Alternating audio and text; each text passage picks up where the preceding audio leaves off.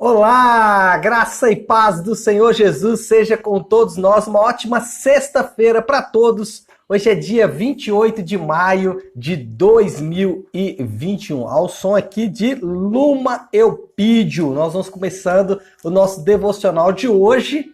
Hoje nós vamos falar sobre obediência. Na verdade, eu vou voltar a usar...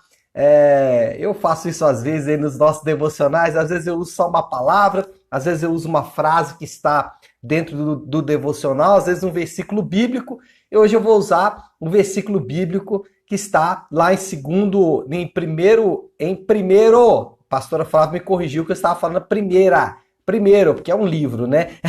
Então, 1 Reis, no capítulo de número 2. Então, o tema de hoje é obedeça ao que o Senhor Deus exige. E é nessa pegada que nós vamos, então, nessa manhã, meditar e fazer aqui o nosso devocional. Bom, deixa eu fazer uma contextualização aqui para você entender.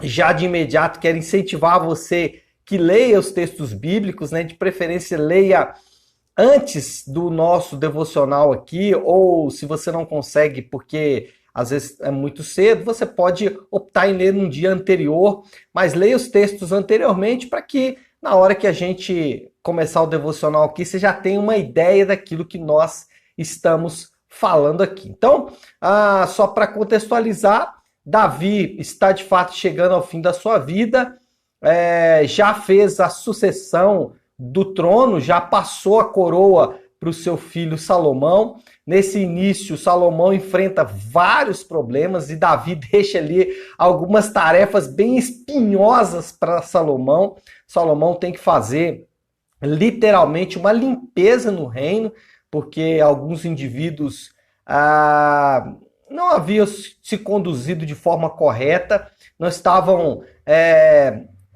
agindo de maneira certa, não estava agindo de maneira correta. Enfim, Salomão precisaria então fazer ali uma limpada geral no reino para que ele pudesse então reinar, para que ele pudesse então dar sequência à herança bendita que foi deixada por Davi. Interessante aqui só fazer um comentário.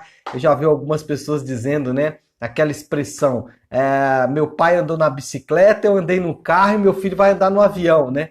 Aqui nessa história de Davi, Salomão e o seu filho Roboão é exatamente isso. Davi capinou o milho, né? Davi teve muito trabalho para estabelecer o reino.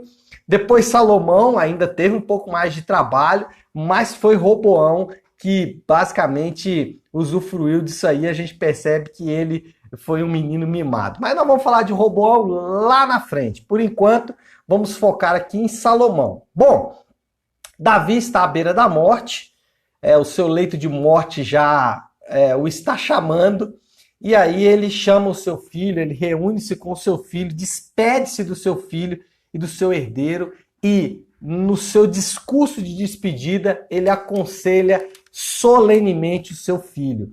Interessante isso, né? As últimas palavras de Davi para Salomão não foi fique mais rico, gaste menos dinheiro, beba menos, cuide da saúde. Não. Davi foi incisivo. Obedeça a Deus. Esse é o conselho de alguém que conhece de fato o Senhor. Esse é o conselho de alguém que ama o Senhor. Obedeça a Deus. Esse foi o conselho de Davi para Salomão. Olha aí, eu quero ler o texto com vocês.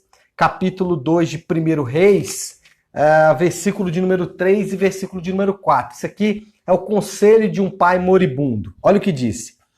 Obedeça ao que o Senhor, o seu Deus, exige. Aqui está o tema do nosso devocional, né?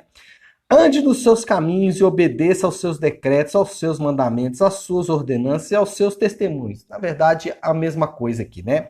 Conforme se acham escritos na lei de Moisés. Assim, você prosperará em tudo o que fizer e por onde quer que for. E o Senhor manterá a promessa que te fez. Aliás, que me fez. Se os seus descendentes cuidarem de sua conduta e se me seguirem fielmente de todo o coração e de toda a alma, você jamais ficará sem descendente no trono de Israel.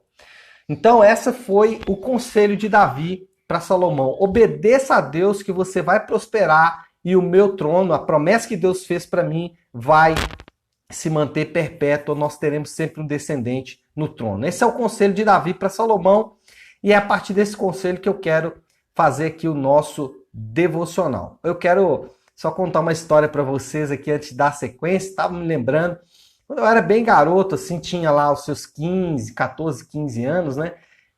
A minha família, fui nascido e criado, né, em um lar cristão, e a minha mãe, os meus avós, enfim, eles sempre foram cristãos evangélicos protestantes. E eu tinha muito medo do inferno, como todo adolescente de 14, 15 anos, né? E eu falei o seguinte, ó, quando eu tiver 20 anos, aí eu passo a obedecer a Deus, porque aí eu já posso morrer, né? A qualquer momento eu posso morrer. E eu tinha uma outra conta, eu ia fazer 20 anos ali próximo do ano 2000. Então eu falei o seguinte, 1000 passará, 2000, como é que é? 1000 chegará, 2000 não passará. Então eu tenho que começar a obedecer a Deus antes de 2000. Por quê? Porque aí eu vou para o céu. O que é isso, gente? Isso é um tipo de obediência de quem olha para Deus só como alguém severo, né? Mas enfim, essa era a minha... Eu só queria contar essa historinha para vocês porque, de fato, eu acho ela bem engraçada e icônica, né? Já que nós estamos falando aqui sobre obediência. Mas, deixando as histórias do passado para trás, pensando um pouco aqui sobre obediência, algumas coisas que nós sabemos ou devemos saber sobre obediência. Primeiro, a nossa natureza humana não obedece de forma natural. Então preste atenção nisso. A nossa natureza adâmica, caída, ela não vai querer obedecer às leis de Deus. Ela não gosta disso. Ela não quer isso. Por isso, obedecer exige esforço. Obedecer exige esforço. E aí eu poderia citar aqui vários textos bíblicos para ilustrar isso que eu estou falando. A guerra da carne contra o espírito, as obras da carne e o fruto do espírito lá em Gálatas 5. Enfim, eu poderia citar aqui vários textos que vão ilustrar isso que eu estou dizendo. O ponto é, a natureza carnal humana não gosta de obedecer a Deus. Por isso que obedecer vai exigir esforço, vai exigir dedicação, vai exigir disciplina. Ninguém obedece de forma natural. Um exemplo clássico disso é o seguinte, e eu ouvi essa frase um tempo atrás e isso me chamou muita atenção. Nós não precisamos ensinar os nossos filhos a fazer errado. Nós só temos que ensiná-los a fazer o certo. Só isso. Olha só, uma criança, você não precisa ensinar ela a fazer pirraça. Ela faz naturalmente. Uma criança ali de meses, às vezes, né? O Davi, com 6 meses, ele já estava fazendo pirraça. Você não dava o que ele queria, ele encurvava todo para cima, assim. Por quê? Porque fazer o errado é natural para as crianças. E é natural para mim e para você também. Fazer o que é certo é o que precisa ser ensinado. Isso mostra o quê? A natureza humana, a natureza caída, ela sempre vai correr de obedecer a Deus. Então, ninguém obedece a Deus de forma natural. Ninguém obedece a Deus como se fosse algo bom a se fazer. Exige esforço. Segunda coisa que sabemos sobre a obediência. A lei de Deus é o caminho da vida saudável. Anote isso aí, porque isso é importante. Eu ia falar, isso é uma chave, mas a pastora falou que esse terminologia é meio de coaching, assim, então eu vou deixar chave para lá. A lei de Deus é o caminho da vida saudável.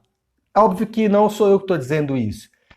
O próprio texto que a gente leu aqui agora, Davi fala, se você obedecer, você vai prosperar. Mais à frente, aqui no capítulo número 3, o próprio Salomão, Deus fala com ele em sonho, e ele fala isso, se você obedecer aos meus mandamentos, eu prolongarei a sua vida. Está lá no versículo 14 do capítulo 3. Ou seja, quando nós obedecemos à lei de Deus, a nossa vida se torna mais saudável. Todo mundo gosta do texto de Josué que diz ser forte e corajoso.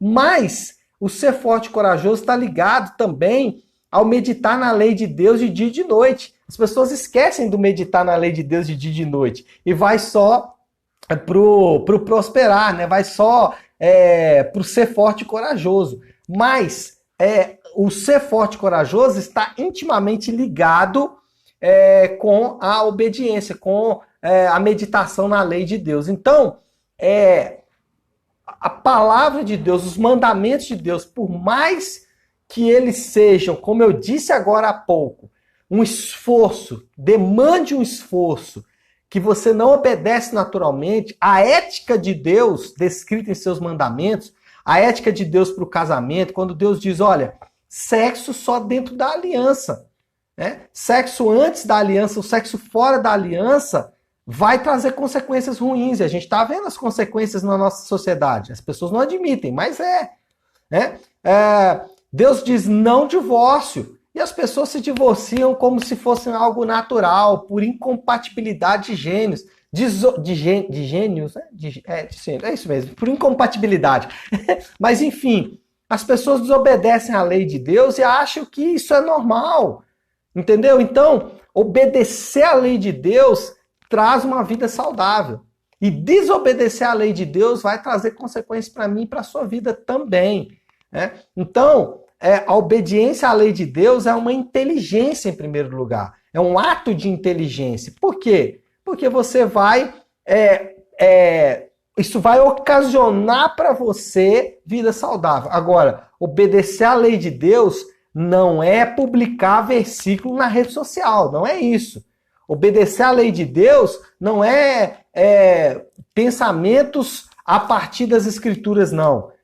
Obedecer à lei de Deus é aplicar a palavra de Deus à sua vida. Aplicar a ética de Deus à sua vida. É isso que é obedecer à palavra de Deus. E como eu disse, isso exige esforço, né?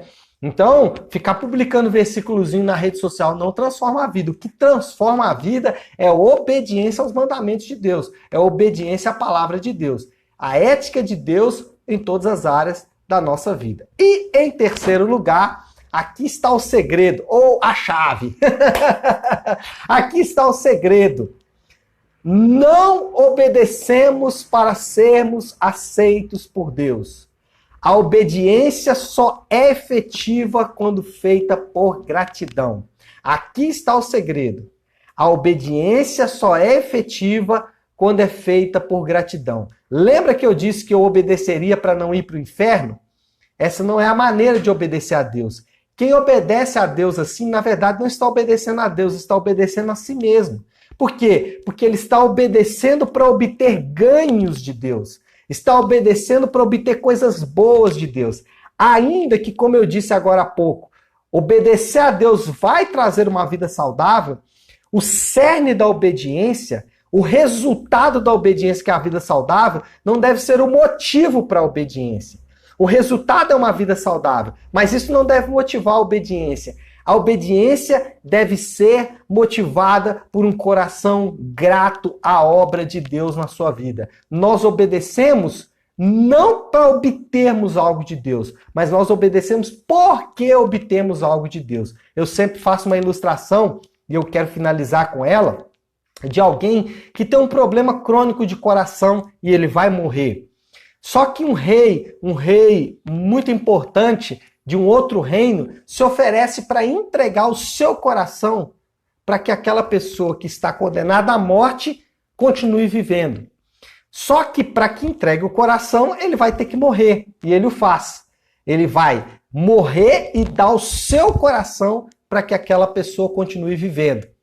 E aí, nos seus últimos momentos de vida, ele dá algumas instruções para a pessoa que vai receber o seu coração. Ele diz, obedeça a toda essa palavra.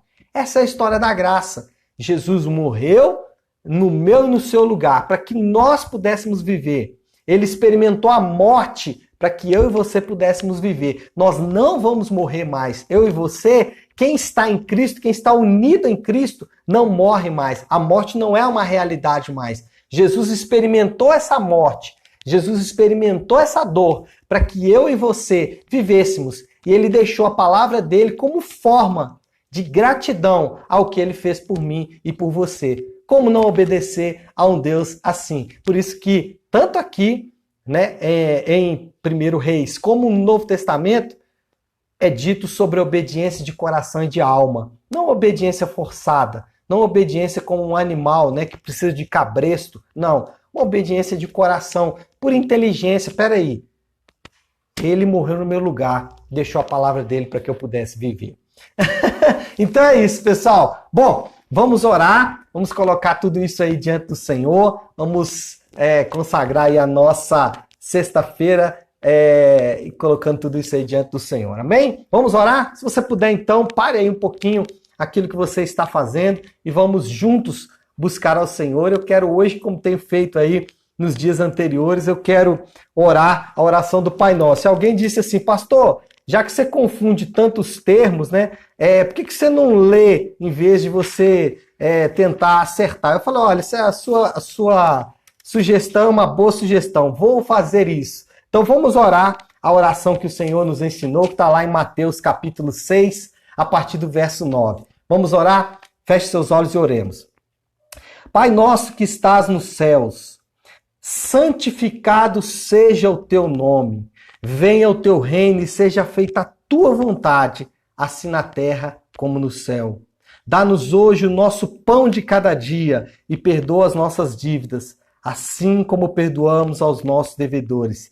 E não nos deixes cair em tentação, mas livra-nos do mal, pois teu é o reino, o poder e a glória para todos sempre. Amém. Senhor, nós te agradecemos, Pai, por esta manhã, por esta palavra.